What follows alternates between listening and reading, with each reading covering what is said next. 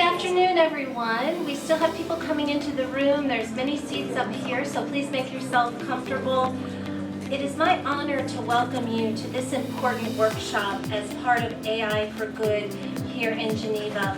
My name is Rebecca Corbin, and I am the President and CEO of the National Association for Community College Entrepreneurship in the United States. Our organization represents a network of more than 350 community colleges and educational institutions serving over 3.3 million students across North America. Today I speak to you not only as an education leader, but as somebody who is deeply committed to reimagining learning and opportunity through the ethical use of emerging technologies, particularly AI. So why are we here? We are here because we know by 2035, just 10 years from now, the very nature of our work and education will be dramatically transformed. We are here because we believe in AI and we know the vital role it will play in addressing the world's greatest challenges: poverty, climate change, access to quality education, and meaningful work as outlined by the United Nations Sustainability Development Goals. And we are here because the future isn't something we simply inherit. It's something that we have the opportunity to shape together. This workshop is an invitation to think beyond borders, beyond disciplines, and beyond limitations of our current systems. It is the invitation to advance our collective understanding of how AI can be a force for good in education and workforce development, particularly for those who have been historically left behind, whether in rural areas, under-resourced schools, or in emerging economies. At NACCE, we've seen firsthand the power of entrepreneurship education and digital innovation to lift individuals and communities to upward mobility. We believe that democratizing access to tools like AI to learners of all ages not only allows them to participate in the economy, but also to transform it. So what do we want to accomplish today? First of all, we want to build understanding. How can AI enhance and not replace human potential in learning and work? What ethical considerations must we include in every decision that we make? Secondly, we not only want to imagine the future, but we want to create it, and that's what we're going to do together today. What conditions need to be in place? What policies, what innovations, and what incentives will help us get there? And finally, we want this workshop to be a lasting network, one that continues long after today, sustained by ideas, collaboration, and innovative pathways we're about to explore. So as we begin, I invite you to listen deeply, to challenge assumptions, and to dream boldly. The future of learning and work is not passive. It is collective creation. And with that, I will turn it over to my colleague, Huy, to make some welcoming remarks.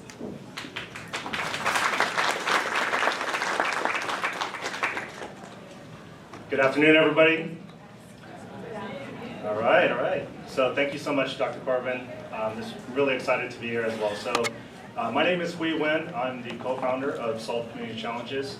And I normally don't do this part. Normally this part is reserved for my partner, Murdaugh, who's in the back of the room. Murdaugh, unfortunately, has lost her voice, or else she'd be doing this part, so hopefully I do this justice. But Murdaugh and I have been working together for over 10 years, adjacent to higher education, looking for different opportunities of how we can prepare young people for the future of work. So at SolveCC, we're driven by an important belief that it's really not enough just for students to simply prepare for the future, but they must actively participate in it. They must actively help to shape it. Our work centers around empowering young people to see themselves as leaders, designers, agents of change. Through tools, mentorship, other opportunities, we help students from more than just being passive recipients of educational content to being active architects, participating in the future. Artificial intelligence, when grounded with human values, can help us listen more deeply to student voices, respond with personalized and inclusive learning opportunities. And at SolveCC, we don't see this as some sort of distant ideal. We see it as a present-day imperative. When we center student perspectives in designing and learning career pathways, we don't just prepare them for what's coming. We invite them to co-create it with us. The spirit of co-creation is embedded in today's workshop. Let me flip to the agenda slide. Okay, perfect. Thank you so much. The spirit of co-creation is embedded in today's workshop. We'll begin with a panel discussion, Navigating the Future, featuring a diverse group of leaders sharing insights from across sectors on transformation that's already underway. Then we're going to explore and learn about 3 different scenarios. Imagining the future of learning, working through the eyes of students, educators, and international partners. Following that, we're going to transition into working groups. Now, this is your opportunity to collaborate together and expand and refine the scenarios. Each group is going to work and bring us unique expertise and different narratives, identify gaps, and surface ethical, cultural, and practical considerations. This is your opportunity to shape the future-ready models that are as inclusive as they are innovative. Once the scenarios have been enriched, we'll reconvene to hear brief reflections on how each group perceives the future before we move on to our second panel. A reality check and synthesis, a conversation that will ground our collective vision in practical, actionable strategies. This agenda is more than just a schedule. It's an invitation to engage deeply with us, with each other. Think boldly, design responsibly. Whether you're here as an educator, a policymaker, a technologist, an entrepreneur, a philanthropist, or simply somebody who believes in the power of human potential, I encourage you to participate fully and leave your mark on today's shared effort. So let's co-create the future of learning and work that is inclusive, ethical, and shaped with students whose lives will be the most impacted, not as an afterthought, but as essential co-creators and decision makers. And now I'd like to hand the mic over to Kitrhona from the TASC platform to introduce.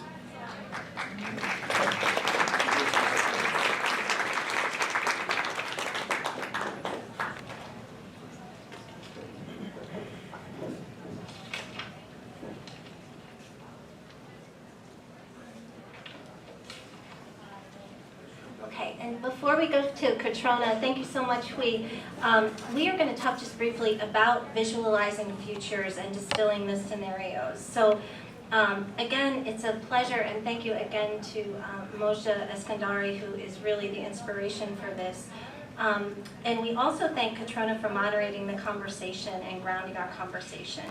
So what we will do in this session is having us visualize the future and distilling the themes that will guide our next 3 scenario presentations.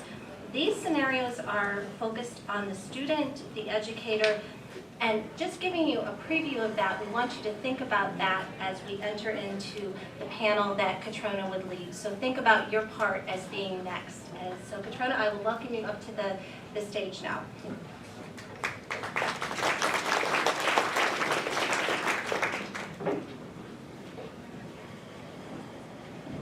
Good afternoon, everyone. Thank you so much for coming today. I've got the task of leading a fast and furious panel discussion to lay some context and ground our thinking and inspire you for the workshops ahead. In the next couple of hours, we get the chance to roll up our sleeves and dive into these scenarios that Karen mentioned. So we'll that Rebecca mentioned. Sorry, Rebecca. So we want to give you a solid foundation to kick that off. And to help us do that, we have an incredible panel ahead of us. We have Dr. Amy Diaz, president of the Gateway Community College. We have Gudela Grote, professor of work and organizational psychology at TH Zurich. We have Dr. Jim Murdaugh, president of Tallahassee State College. And we have Nguyen, Nguyen, who you heard from. He's wearing his two hats today. As co-founder of the Solve community chapter, SolveCC. I'm Kitrhona Cerri. I'm Executive Director of the TASC platform. We're really delighted to be supporting NACCE and SolveCC in running this workshop today. We're a platform for dialogue and cooperation on societal transitions, including the future of work, and looking at how to help people navigate the uncertainty of being practitioners and policymakers in times of change. We're hosted here at the Geneva Graduate Institute, so welcome to all of you who are visiting Geneva. And without further ado, let's dive into the panel discussion. My first question, it's a bit funny to be moderating from over here. I'm with you over there in spirit. Let's kick off with Jim to really go to the heart of what we're speaking of today. Jim, how do you see the role of higher education in shaping the future of teaching and learning in the age of AI? Thank you so much, Katrina. This is an exciting time for higher education. For those of you in this room that are involved in higher education, you know that we sit at the junction between what's happening in the area of teaching and learning. And we prepare students with skills to get jobs, to do jobs, but we also prepare them with skills to become productive citizens and to live a good life. The mission of higher education, obviously, is to provide students with credentials so they can get jobs that have market value. But we also have the opportunity, beyond our mission, to help them prepare to be wonderful citizens that we all look forward to them becoming. In terms of scale, why higher education is so important is that there's somewhere between 19,000 and 26,000 colleges and universities throughout the world, with something like over 256 million students enrolled in higher education. And so the ability for us to make a difference just in terms of scale with AI is remarkable. But let me talk about teaching, because the question is about teaching and about learning. So with regard to teaching, we hire professors with their ability to come to us with subject matter expertise. And we also always often joke and we ask them to profess as they talk to their students, because they are, in fact, professors, right? What we need to do, and what we are doing, is encouraging them to assess the methodology and the process of the learner, not just to help learners answer questions. Faculty play a proactive role in fostering the learner's progression toward independent, self-regulated learning. And according to Gartner, by 2028, over 70% of teaching and research at all levels of education will be developed with the support of generative AI. It is a current reality as it relates to our teaching. With regard to learning, the top 10 skills identified by the World Economic Forum, located here in Geneva, include analytical thinking, critical thinking, and creative thinking, and curiosity. With the help of AI, students can approach learning with an entrepreneurial mindset. They're becoming adaptive in uncertain areas. They're learning to think outside the box. They're generating and validating new ideas and helping make informed decisions about the future. Lifelong learning will shift its focus from something we talk about pursuing after we retire to something that will be required as part of professional development while they are still in the workforce. Upskilling and reskilling the workforce with AI capabilities will become the norm. AI will allow them to personalize their learning as well and make learning more relevant, which is something students cry for all the time. The content, in terms of knowledge of the past, will be simply the beginning. Where students take things will be up to them, and will be far less scripted in terms of whether they can identify the right answers, which is something that I care about a lot as we talk about teaching and learning, and that is the assessment of learning. We'll shift our emphasis, and are shifting it now, from assessing how well students can recall information to assessing the student's skills and ability to discover and curate information. Most information we ask students to recall is perishable anyway. I like to ask a group like this: how many of you, when you were in school, learned the Pythagorean theorem, and you knew how to calculate the sides of a right triangle? Most of us learned to do that to pass a geometry test, but I suspect most of us forgot that formula.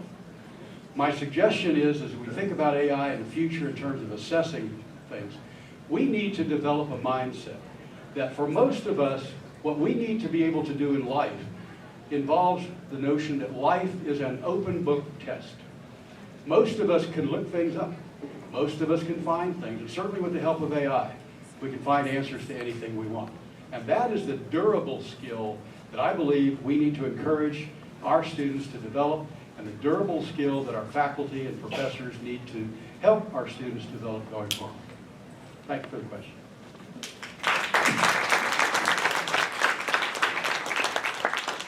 Thank you so much, Jim. You've got so many quotable quotes. My pen can't keep up. You mentioned the need for students now and in the future to be more independent, more self-motivated. They'll be learning for their entire lives. They're really in the driving seats, as Hui said earlier, as agents of change. Hui, you're on the front line of this engagement with youth, with young people in communities, as well as with entrepreneurs who are starting out in their new endeavors.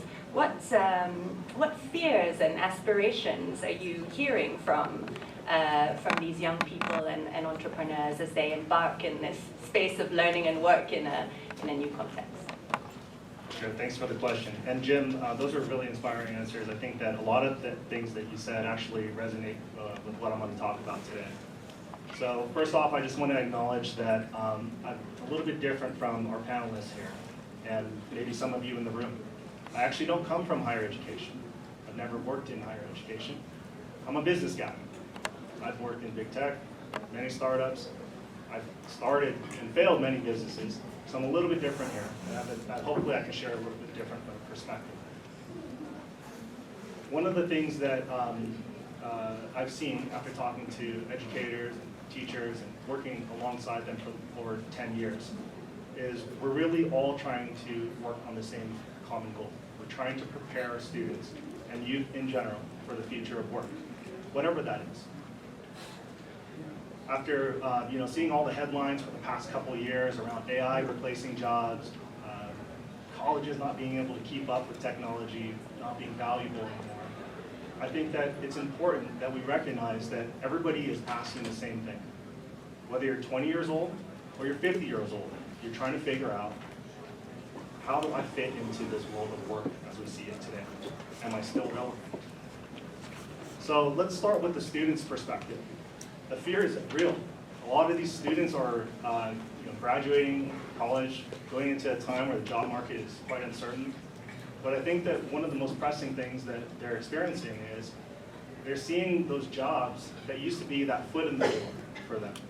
That first job to kind of like that career journey that they're on. They're seeing those either be eliminated or taken away. Some of you may have recently heard that the Anthropic CEO and others have said that by 2030 or over the next 5 years, over 50% of white-collar, entry-level jobs could actually be displaced by AI.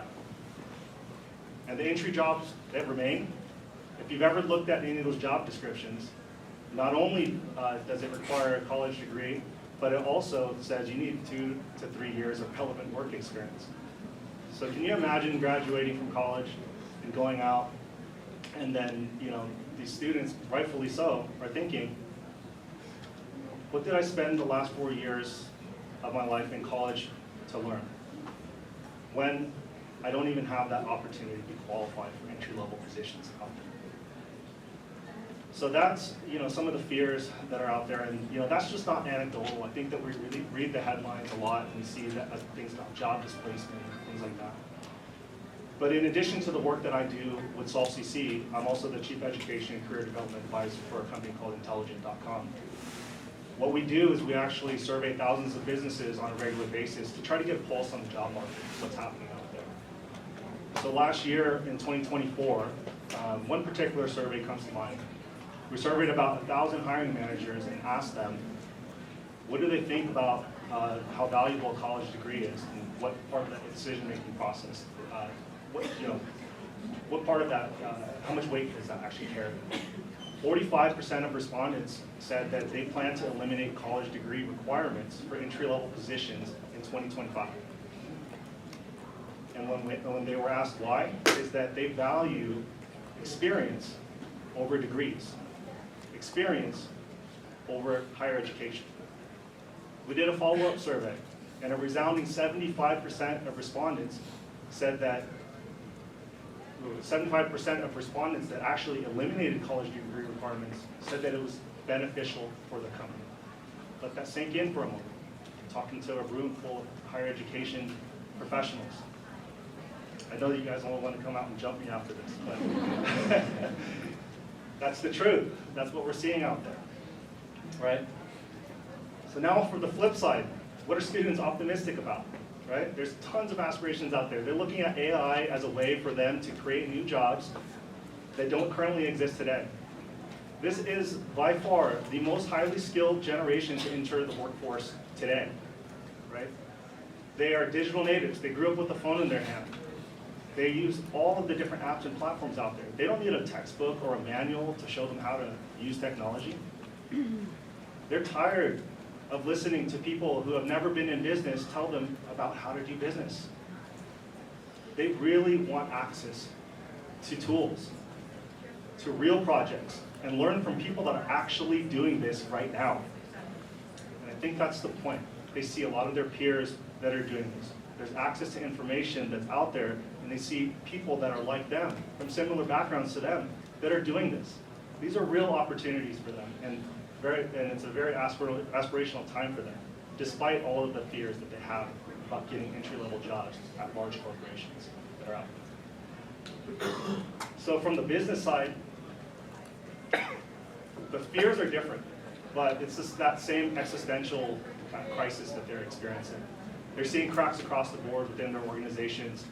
They're really looking at new grads coming in without practical work experience and being deemed as not ready for work. Their current employees who have been in their positions for a long time may be more complacent, hesitant to actually reskill or change and become more ready for future jobs that don't exist today. They're looking at opportunities, or fears actually, is that if AI is coming and they're not ready for it, they're going to be displaced. They may go out of business or may no longer be competitive amongst their peers. The World Economic 2025 Jobs Report, Future of Jobs Report, stated that 39% of core worker skills will be changed over the next 5 years, by 2030. So if you can imagine some of those fears, somebody going to college 4 or 5 years, businesses that have prepared people over the last couple of years, can you imagine that some of that stuff might be disrupted by the time somebody leaves college? Or by the time somebody implements that digital modernization, that they've spent 18 to 24 months on within their business. So these are the fears, that they're not going to be able to reskill fast enough to be competitive. On the flip side for them, I think that we've seen a lot of new businesses being started. There are, people are looking at AI for promises of productivity, being able to scale smarter, scale faster, reduce operating costs. All the typical buzzwords that we've kind of seen out there in the headlines, right? But who's actually doing it? One thing that we've seen is AI-first companies being started. Tiny teams, no offices, not a ton of overhead. But they're entering industries to disrupt some of the giants that have been in place and established for so long. So there's a lot of hopes there. And it's not just about jobs being displaced, but in reality, what it is how do we reshape the way that we are actually doing business from the ground up? I've said a lot here today, just to kind of wrap it up, is that from the student side, the fear is real. But what they want to do is they want to show people that they can actually learn and implement new technology faster than technology itself evolves. From the business side, they want people who actually know how to use AI and build with AI, rather than a bunch of people just talking about the promises of what AI can do for their business. So we're all really just trying to figure out what does being qualified for work in the future even mean? And I think that the most important thing for all of us is how do we actually allow and build systems that will allow people to reinvent themselves, no matter what happens with the trends. That's kind of what I'm seeing for the future of work. Thank you.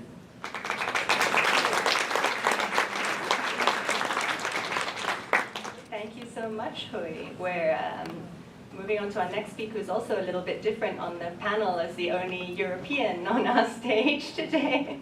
Gudela, building on what Hui said around eliminating need of college educations, the feeling that students are not ready for work, and the view of tech as a disruptor to current industries. How's this alignment between tech, work, and learning evolving here in Europe? And could you share some examples about how dual vocational training is helping learners and workers and employers in tackling this trend and aura of uncertainty that we're all facing? Yeah, thank you very much. Yes, I think I'm advocating, I guess, a system that is more based in Europe, I guess, than in the US or in many other countries, which is dual vocational training, which is training that starts. Can you? That's training. Yeah, sorry. That's training that starts when you're 14 or 15, and it's this dual bit is that you're really working in a company already while you're also in school. And I think that is a great system, and that system is endangered, I think, because of all the talk of what the future of work and everybody sort of arguing, well, tertiary education is the answer, and I would argue it's not. It's actually strengthening that kind of system because it's much more agile, I think, than the usual tertiary system.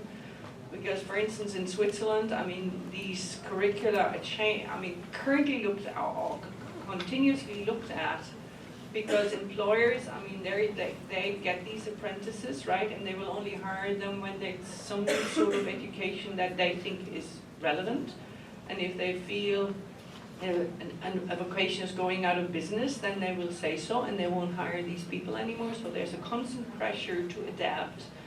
And these curricula are reviewed, and jobs really are changed. I mean, one invention with the last big wave of automation, which was more in manufacturing, was that rather than having all these individual vocations that dealt with different parts of working on metal, I mean, the drilling and the whatever you could do to metal now is a polymechanic, and they can do all of these things, and they can work with the machines that do all of these things. And when you actually look at polymechanics, and we did research on that, I mean, what happens to them?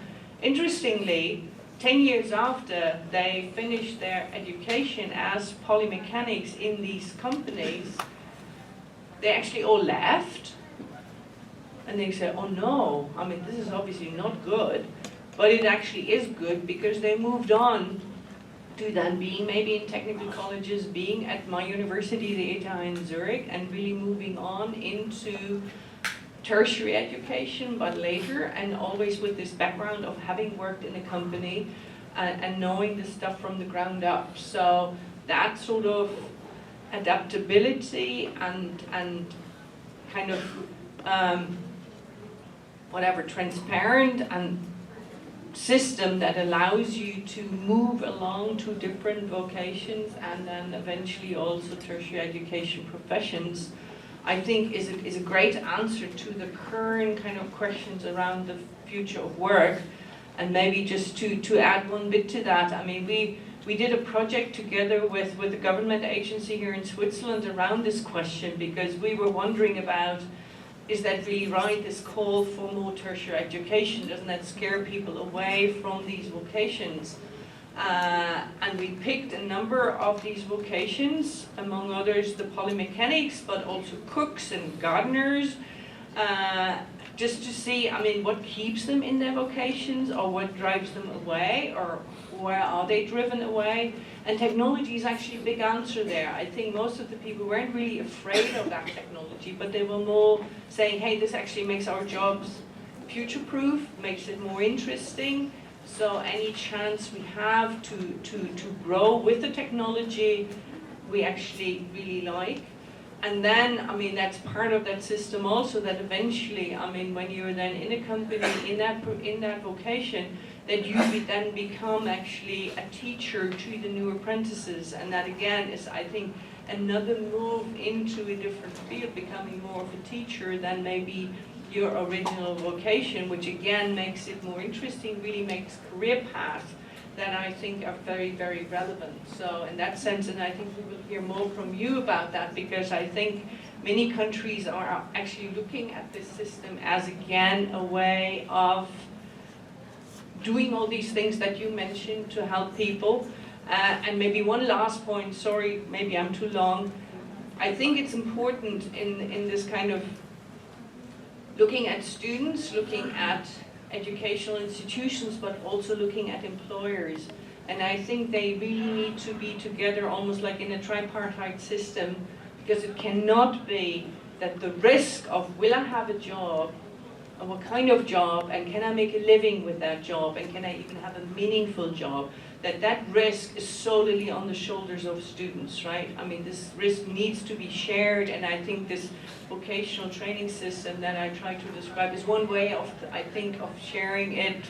Okay, I'm sure that system can be improved as well, but just as an additional input to our discussion here.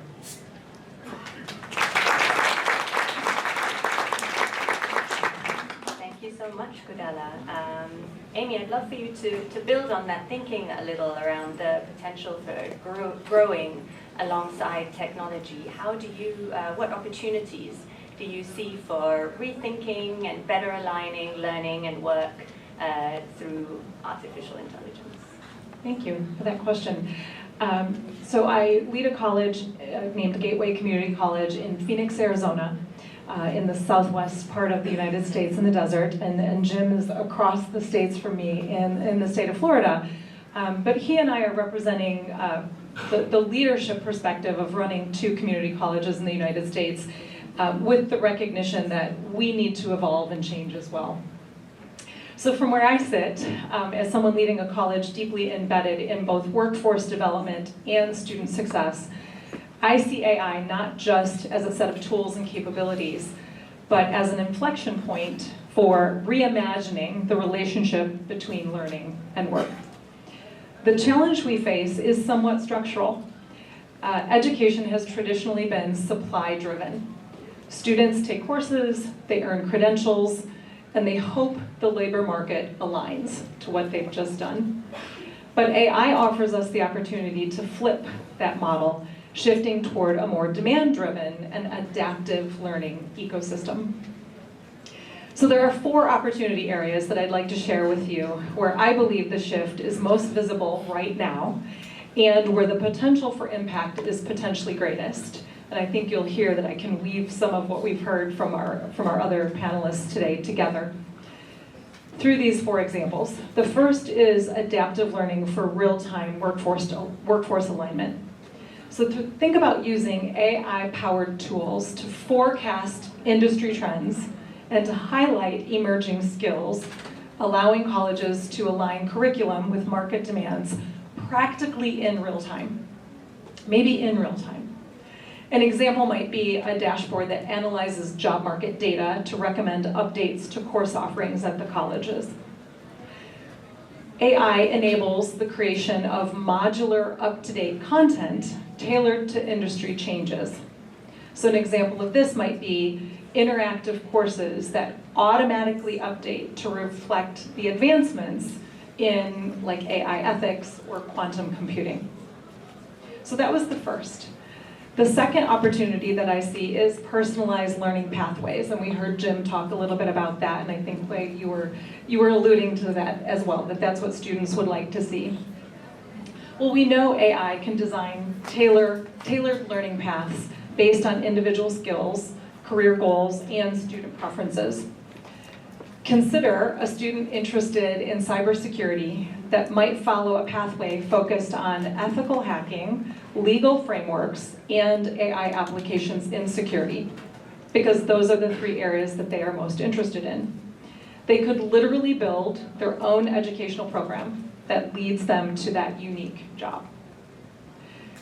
We could also use AI tools to assess current competencies and suggest reskilling opportunities to meet job requirements. And I see this as an extension of the idea of lifelong learning. So an example might be a healthcare worker learning about AI diagnostic tools through targeted micro-credentials offered by the local community college. In fact, I think I saw a vendor who was demonstrating that exact tool. The third opportunity area, I think, is workforce integration through AI-powered tools. We know that AI can match students to internships, apprenticeships, and job opportunities based on their skills and their goals. So consider a platform that connects students' academic achievements and strengths to real-time job postings, like LinkedIn times 10, supersized. AI could support lifelong learning by tracking career progress and recommending development paths. So consider an AI assistant guiding employees through certifications in something like project management that might be enhanced by AI. And the fourth opportunity area I believe we have is for scalability and efficiency in workforce training. Imagine if bite-sized AI-generated lessons could make professional development more accessible for time-constrained learners, the working learner, that may be looking for training opportunities on their own time. There is probably someone developing this moment in time, an app that could deliver 15-minute lessons on managing AI and human collaboration in the workplace. In fact, there's someone probably located in the Palexpo that is working on this exact project right now. They could be in this room doing this right now. We are seeing this already, but imagine its continued growth. Immersive AI environments providing hands-on experience in scalable, risk-free settings. At my own college, we use AR and VR equipment in the areas of radiologic technology, welding, and auto body collision and repair. So think of students practicing those advanced manufacturing kinds of techniques so that they can enter the workplace with some practical skill that they have developed through technology. So I think, Kitrhona, in summary, for my question here, AI offers a dynamic bridge between education and the workforce, enabling adaptive, personalized, and scalable learning solutions. By leveraging these tools, we can prepare both students and employees for a future marked by consistent and constant innovation and change.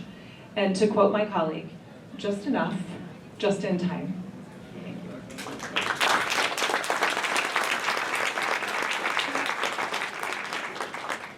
Thank you so much, Amy.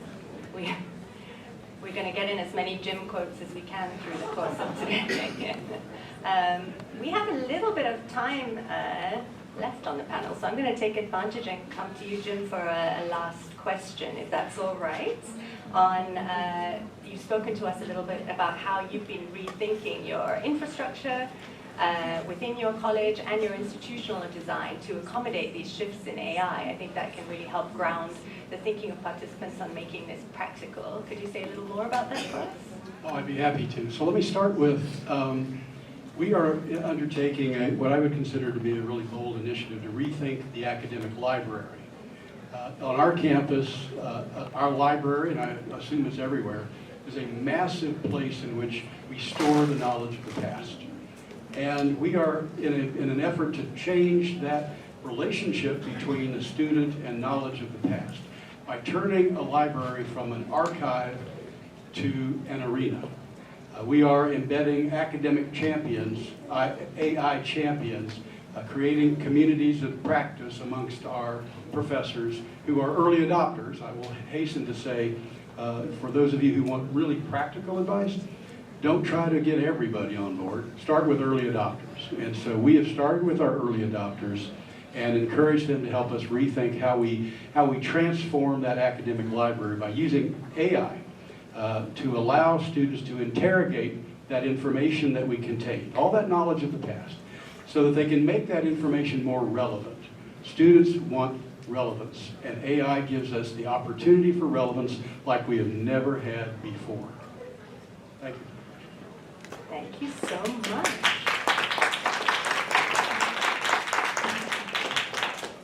A huge thank you to all of our panelists. You've really helped to bring that expertise and experience from sitting within education, from front lines of communities, from the insights drawn from deep research on this topic, and made that extremely practical for our participants. I hope it's given you all a little bit of inspiration, a bit of grounding for the workshops ahead. And with that, I will head back to Rebecca to take us through what's going to happen next. Thank you all very much. Thank you to our participants.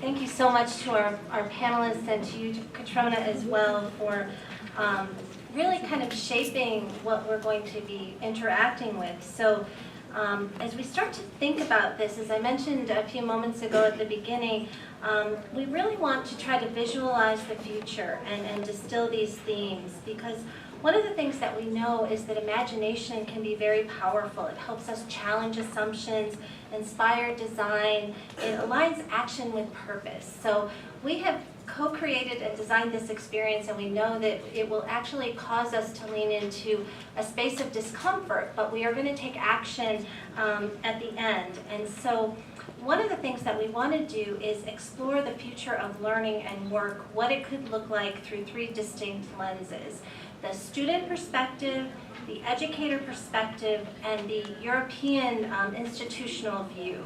So each of these scenarios will surface critical questions about how we design systems that are not only technologically advanced, but also inclusive, empowering, and resilient.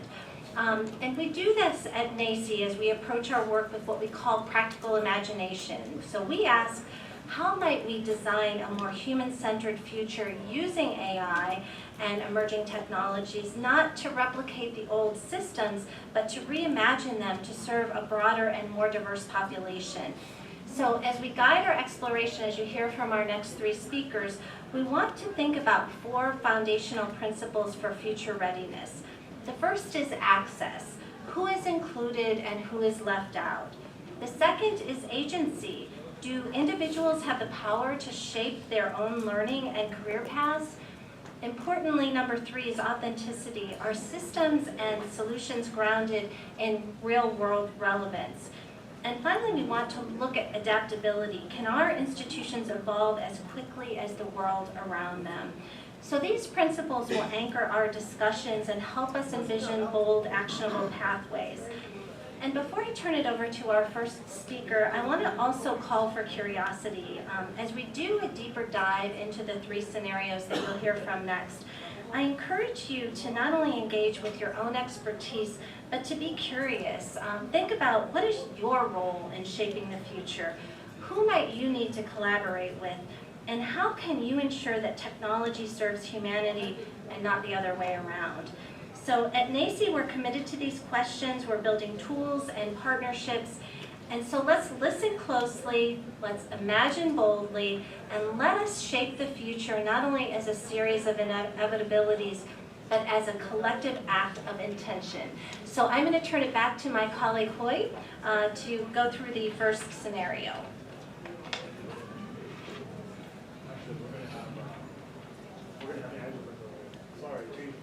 Okay, all right, so Dr. Angela Long, you will give our first scenario.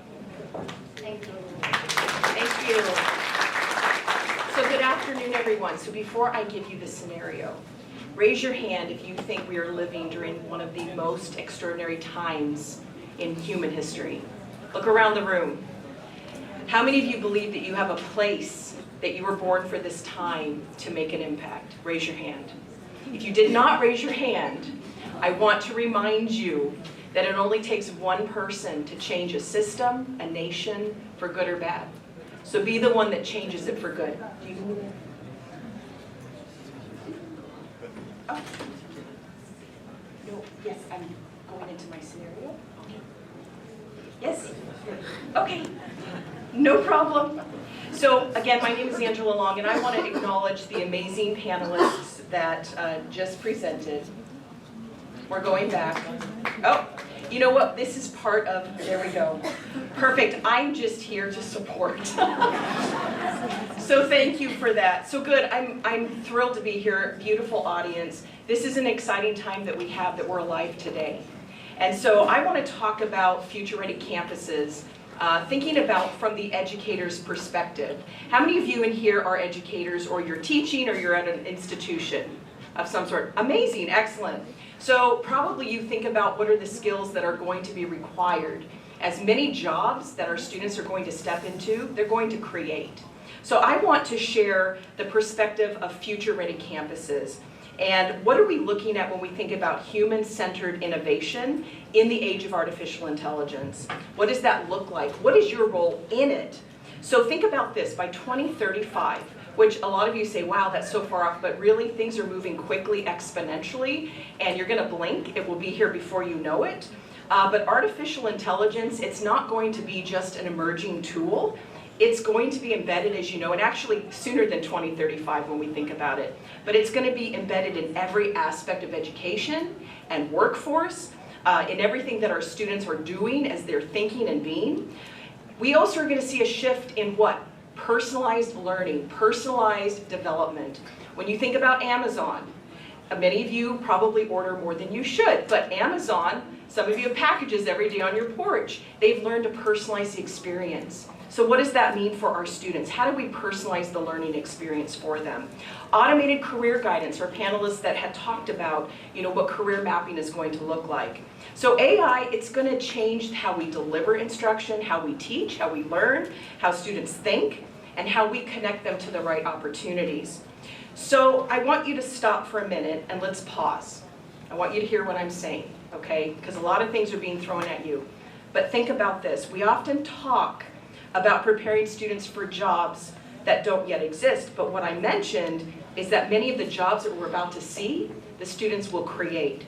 So what is it that our students are going to need to know how to step into those positions? What are the skills? Entrepreneurship, right? Having an entrepreneurial mindset, being able to innovate, to create, to have critical thinking, to be able to develop leadership skills. What are the things that our students need to do that AI cannot easily replace? So this means fostering not just technical fluency, but as I mentioned, adaptability, leadership, and ethics. This is going to require how we rethink why we do what we do. So future-ready campus, it's not defined by technology alone. It's defined by what? The mindset. What is the mindset of our campuses? It's a place where we need to see innovation, it's serving purpose, where learning is, as Dr. Murdaugh mentioned, and he is my president, lifelong learning, personalized lifelong learning, where students are not just seen as future employees, but what is future creators, leaders, and change agents. So how do you, this is your challenge as you step into the next scenario, how do you bring that to life? What are you going to do to bring that to life? So first, I'm going to go through 3 steps and I'll close and pass it on to the next speaker. We must reimagine how we design curriculum. This idea of a rigid one-size-fits-all, which we have seen across the board, even globally, some places have mastered it better than others. They will be giving way to flexible, stackable credentials and experiential learning that adapts to both student needs, and this is key, real-time labor market demands. Our programs must be built to evolve, just like the world we're living in today and where our students are entering. Second point, we're going to have to redefine the role of the educator. In the age of artificial intelligence, faculty, teachers, we have teachers in the audience, they will become more as mentors, curators, and co-creators of knowledge. They will help students not just consume information, but interrogate it, as was mentioned, apply it and turn it into impact. Human connection, creativity, and emotional intelligence, it must remain at the center of this learning experience. Third, we need to deepen our partnerships. Look around the room. You've come here, many of you from all over the world, flew in. Find the right connections in this place, because we're going to have to do this together. And we need to connect with our employers, with the nonprofits, government, and as I mentioned, each other. Together, we can co-create immersive learning experiences. As mentioned, micro-apprenticeships, innovation labs, right? And challenge-based projects that have meaning. That will place students in real world settings, working on real problems with real stakes. Finally, I will close with this. We must champion opportunity and inclusion as foundational, not optional. The Future Ready Campus must be a place where every single learner, regardless of his or her background, will have access to the tools, to the mentorship, and the networks that they're going to need to thrive in this era. So this is not just a technology shift, is it? It's a cultural one. Success is no longer measured by how well students will follow a pre-written path, because we can do that pretty well.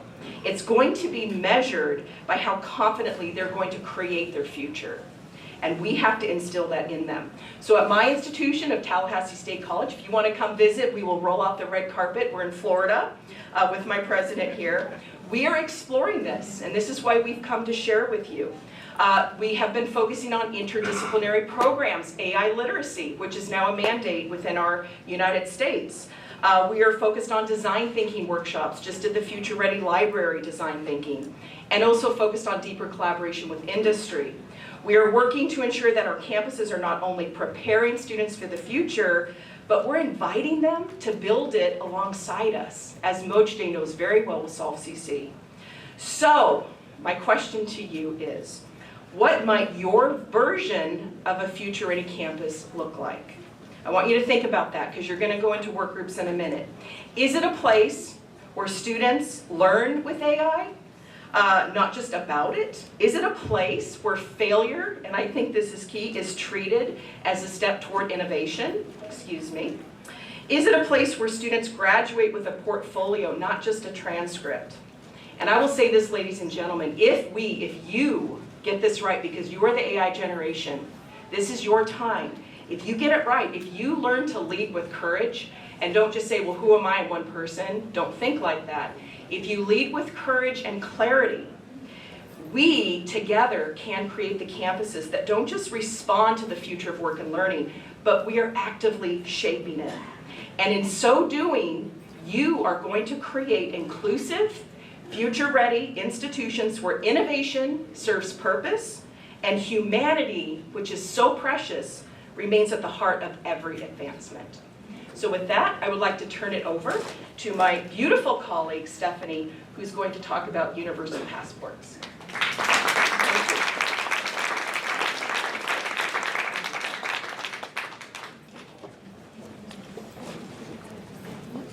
Thank you very much. What a privilege to be here with all of you in this room.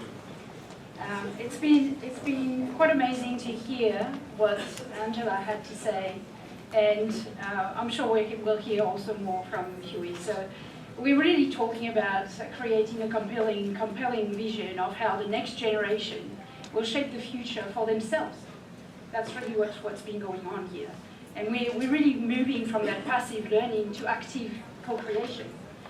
This is quite fascinating. So that means we were really looking at how programs are going to evolve in real time.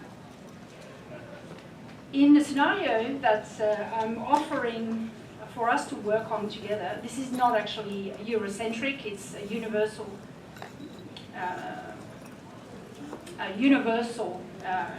hypothesis. We really are going to look at what happens when people actually are not represented in the systems. So we're putting all these systems in place, but what happens if they don't have access to them? So I invite you to imagine what happens when a brilliant 37-year-old engineer with 20 years of experience can't access those transformative solutions and those transformative pathways, because their expertise, her expertise, has been developed on the other side of the world. And therefore it's invisible to the system we're building. This is the story of Sophia. Despite 2 decades of engineering excellence in Vietnam, She arrived in Toronto and faced what economists call brain waste. The crushing reality Where young where- adults scrolls faster than the mind can think. No, that's not that. What's going on? Studies show they disengage from content in just Sorry, 1.3 seconds. What's going on? They're always on, and Okay. So what has happened? I didn't touch it. I promise. AI did it, I promise. Thank you. Okay, well, rewind. Let's rewind. I was taking you through an example where Sophia is an engineer. She's 37 years old. She has 20 years of experience in her profession. And then when she migrates across countries, all of her experience kind of counts for nothing.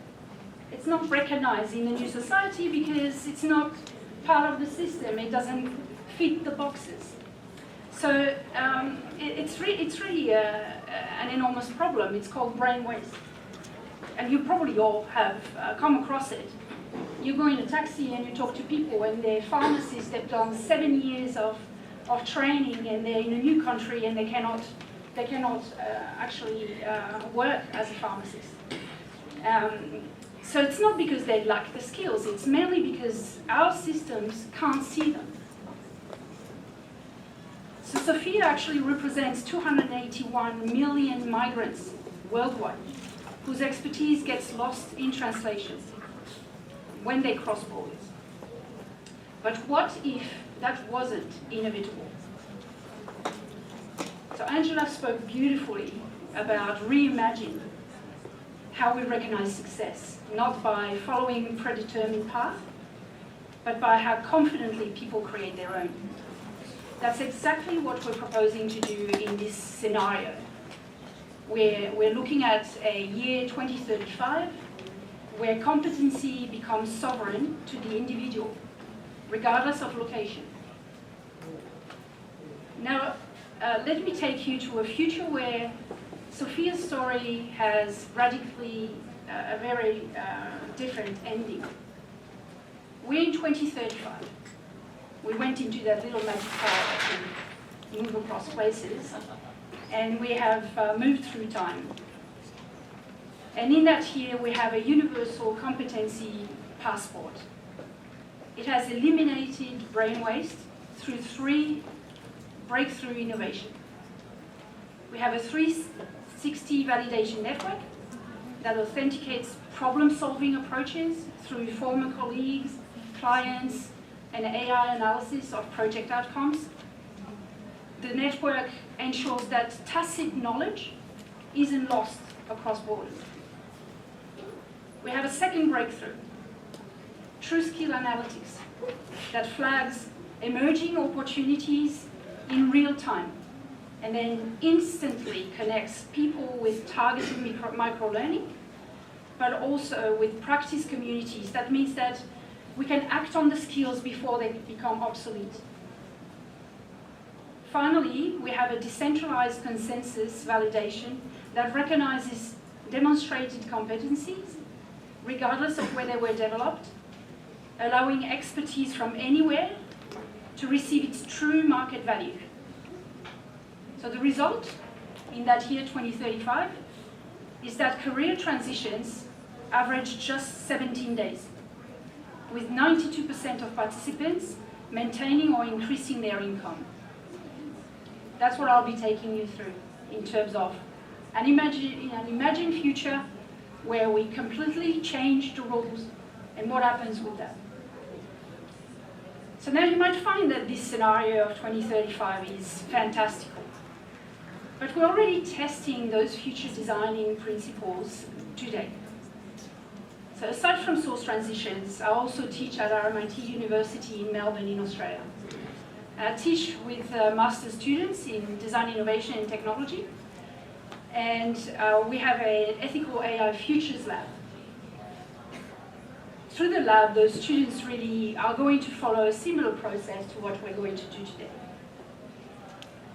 it's amazing. They don't just imagine. They think about AI-powered futures, and then they design them using different type of tools. First to analyze, but also to create the visions and make them real. So what I'm going to do today is show you how those students, when we ask them, what do you see as a barrier to education in 10, 15 years from now? And they came back with an interesting response. For them, the main barrier would be social media addiction and mental health. Not really what we were expecting. So I'd like to share that little 2 minutes video and give you a bit of an insight into what they did.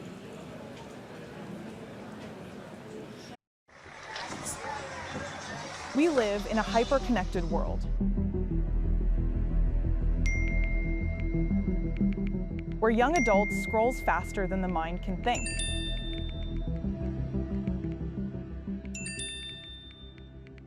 Studies show they disengage from content in just 1.3 seconds. They're always on and never off. Every second young adult is battling the same digital overload. Now let's fast forward to 2045. We're entering a world where attention is fragmented, emotion is outsourced, and sleep is optional. Meet Zoe. She's 18, smart, curious, and creative. But her world won't stop talking. Her smart glasses stream non-stop notifications, social feeds, school alerts, all day, every day. She can't focus. Her mind is constantly tired. Her attention credits spent by noon. It's time we finally listen to the mind itself. Introducing the future of wearables. Compact, powerful, and designed for your well-being. It fits behind your ear and changes the way you live, think, and feel.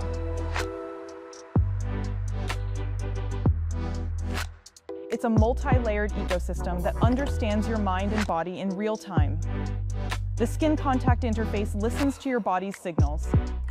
At its core, a powerful AI chip recognizes patterns and detects your mental state. The smart signal processor translates brain signals into real-time insights. A smart battery draws energy from body heat and solar light. And finally, the NeuroBloom sync layer acts when overload hits. Your every surge, every signal is recorded.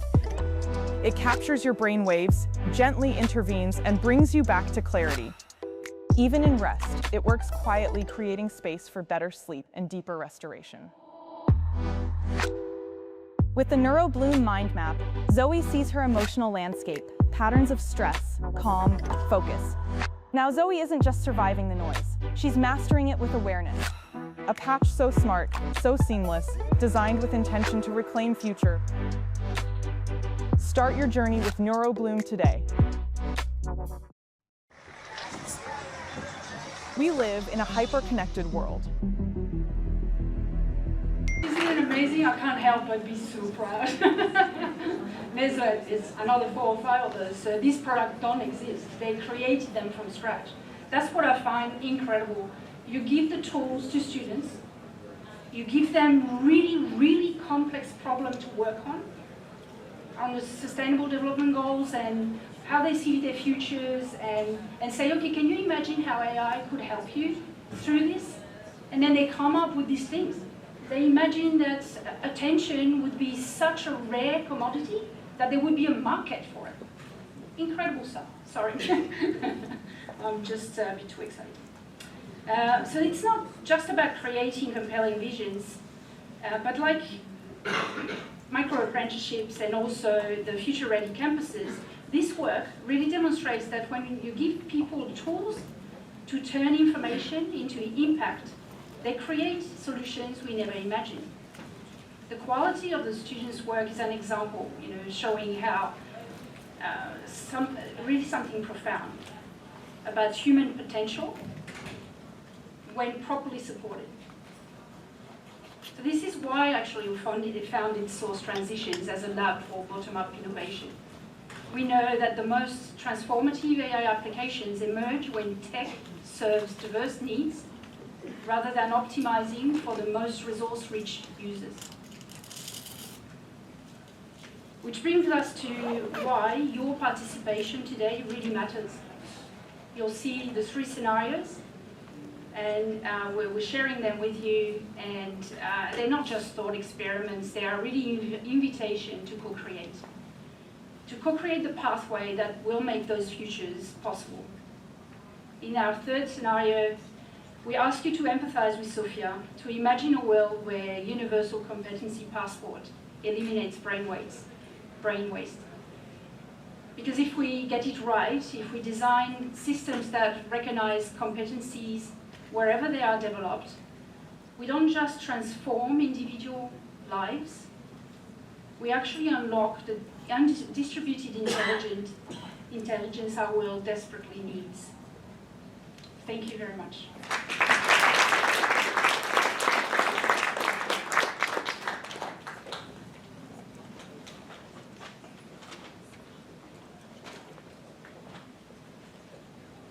Thank you so much, Angela and Stephanie, for sharing the first 2 scenarios with us.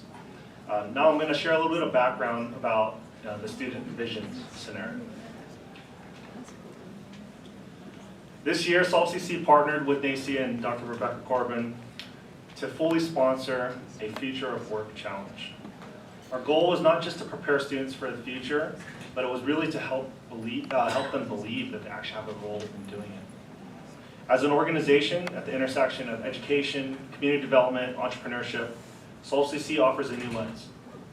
One focused on unlocking human potential in overlooked places. While many focus on scaling products, we're focused on scaling civic problem solving, establishing students to move from passive learning to active creation. In the age of AI, it's very easy to think that opportunities are limitless, but access to these tools does not guarantee agency.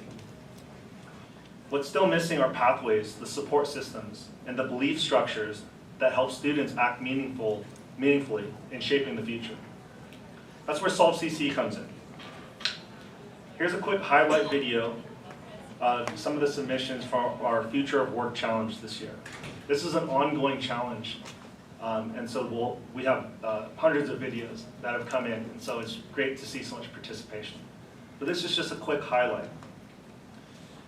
What I want to preface here is that just keep in mind that this is many people's first exposure to this type of non-structured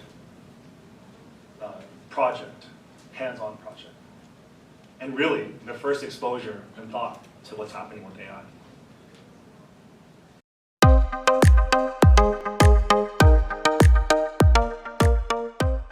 Imagine this, 50 years from now, words like elementary school, taught by AI robot teachers, might pop up in our lives and communities if we don't fix the way we are teaching our future generation now. The growing overuse of AI in students' lives is damaging for the future of teachers, of work and education, everywhere.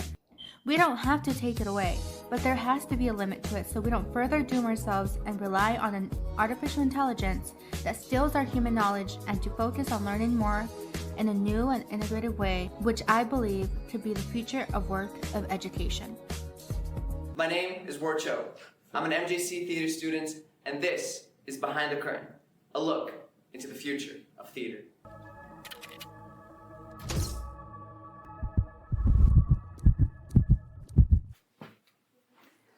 Theater is about people. AI is inevitable. Maybe in the future you can scan actors on stage to see their credits. Or maybe an AI can tell you about the history of the play you're going to see. Theater isn't about technology. No matter how advanced the world becomes, theater will always be human. Set you down. Here's the thing. Technology won't replace human touch in healthcare because it can't. Therapists' ability to motivate, empathize with, and personally adapt to each patient is what makes them so necessary. In our future, humans will make the final decisions concerning insurance and the method of care. We think these decisions are too important to be left up to an algorithm. However, in terms of real-time feedback and things like range of motion and overall patient progress, AI is faster than anything we've ever seen. We can pair AI tools with physical therapists to help them do what they do best, provide motivation to patients through a faster recovery. Imagine a future where every student thrives, not just survives, where diverse perspectives ignite creativity and technology bridges gaps in access and understanding. Welcome to the world of inclusive innovation in education, where collaboration and co-creation transform learning. By harnessing the power of inclusive research and development, educators and communities will co-design solutions that address systemic inequities, amplify student voices, and ensure that every learner has the tools to succeed. Join us, Team Inclusive Educators, in revolutionizing education with inclusive innovation. Teachers must embrace technology to stay relevant in a constantly changing educational landscape. Digital tools boost engagement, support personalized learning, and prepare students for future careers shaped by automation and AI. Adapting to technology ensures educators remain indispensable while equipping students for jobs that may not yet exist. So that was just a small sampling of some of the submissions that we've received out of the hundreds in this ongoing competition. Now let me walk you through this scenario about the student's vision. It reflects the perspectives of these students of the future. Imagine it's the year 2035. In this future, traditional degrees are no longer the primary way that people learn. Instead, AI-powered micro-apprenticeships have become the norm. Short, hands-on learning experiences that adapt in real time to individual goals and change with the demands of the job market. This model meets learners where they are. Whether they're high school or college students, mid-career professionals, they're seeing this shift. Lifelong learners that are driven by curiosity. Schools, colleges, workforce centers, training programs have become dynamic learning hubs. Here, students subscribe to a flexible and stackable credential pathway. AI plays a key role, matching learners and employers for real-world experiences, identifying skills gaps, and customizing coursework to address them. AI systems, co-designed with educators, also offer personalized mentoring to ensure that support that is human-centered and not just tech-driven. And here's the major shift. Learners earn a wage from day one. Equity, inclusion, and access aren't afterthoughts. They're built in from the beginning. So here's just a quick preview of how this session is going to work. There's 3 different working groups up here. So Stephanie and Angela had presented the educator's vision as well as the universal passport. And I just walked through the student's vision. We're going to let you take a break, only if you promise to come back and join us for this session. You can see there's some QR codes up there. What we're trying to do here is give the people the opportunity who want to talk about this in the group, but also if you are shy and you don't want to speak up, still want to contribute. We really want to have you scan those QR codes and feel free to start filling in your thoughts. All of this is going to be pulled into a system that the TASC program is helping us run. And then after